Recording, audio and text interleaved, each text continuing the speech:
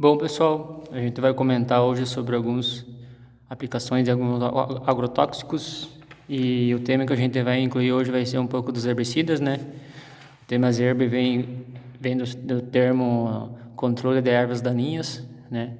Então a gente vai iniciar com isso nos grupos dos agrotóxicos, primeiramente pelos herbicidas. Primeiro de tudo, alguns tipos, né, que a gente tem que ter em consideração. Se o agrotóxico é sistêmico ou de contato.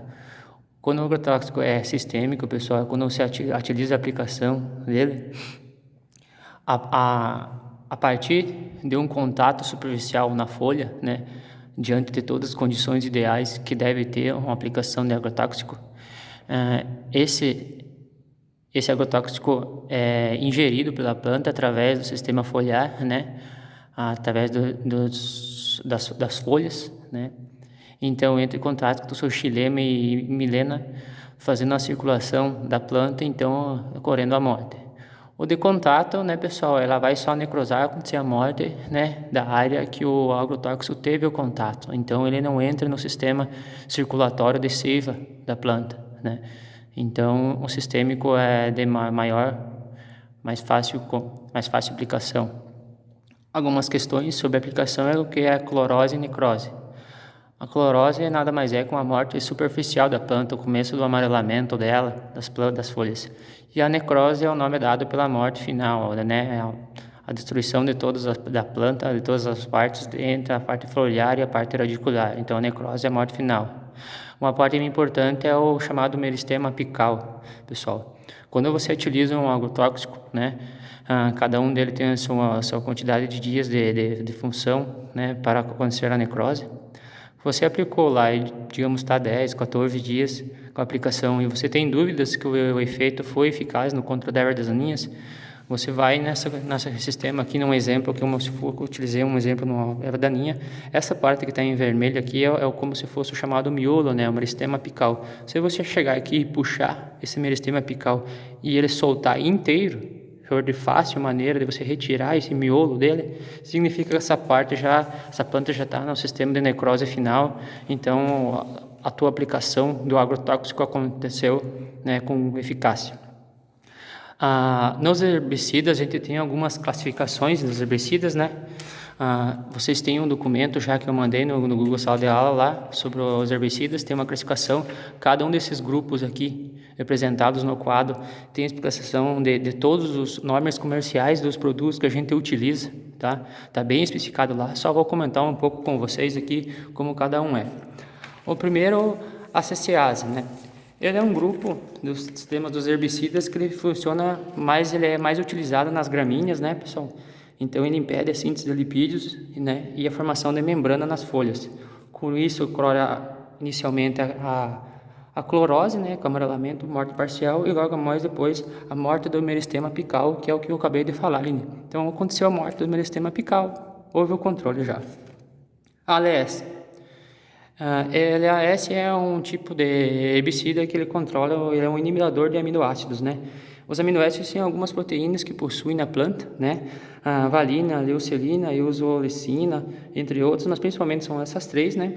Você aplicando esse grupo do LS, né, ele vai colher a clorose e muitas vezes vai acontecer o quê? O arrochamento, né, do sistema foliar. Então as folhas vão, quando começar o sistema de clorose, vão começar a ficar uma cor arroxeada, depois vai acontecer um murchamento da planta e logo depois no final a necrose. Detalhe, pessoal, esse aqui é um dos produtos que a gente utiliza muito também, é parecido com o Gramoxone, né?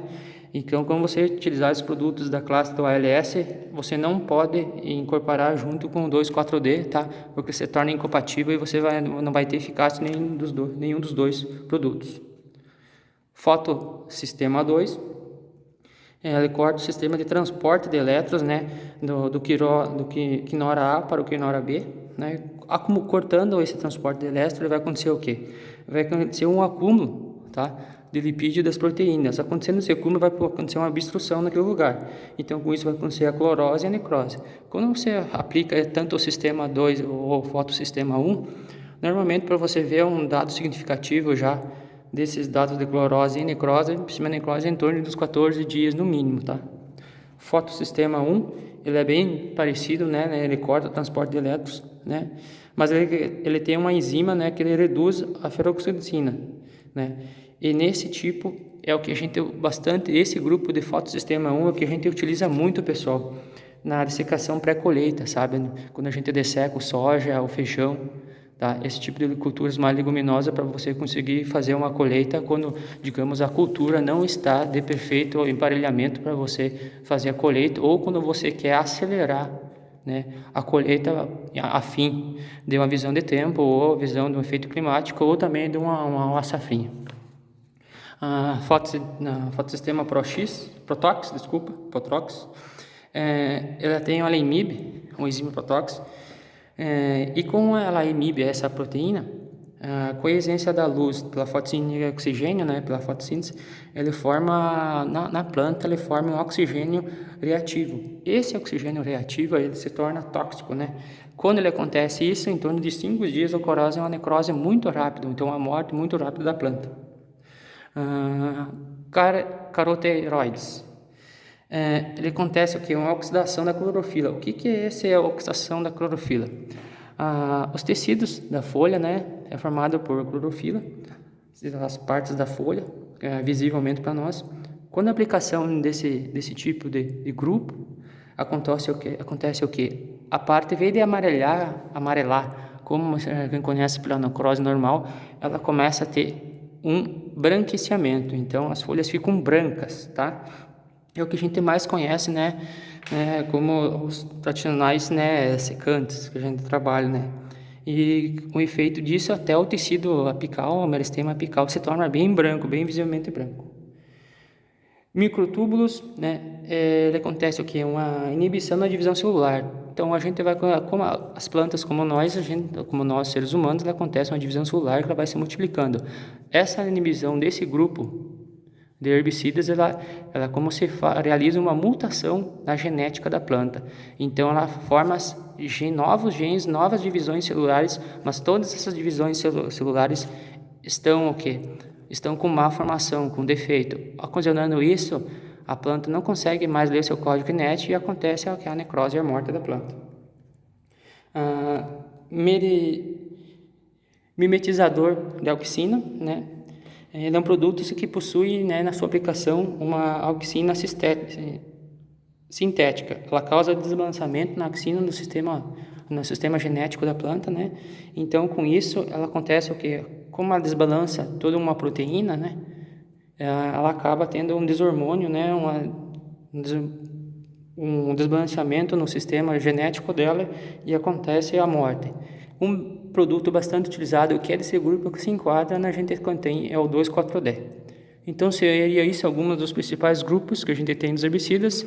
Nas próximas aulas a gente vai comentar sobre os outros. Obrigado.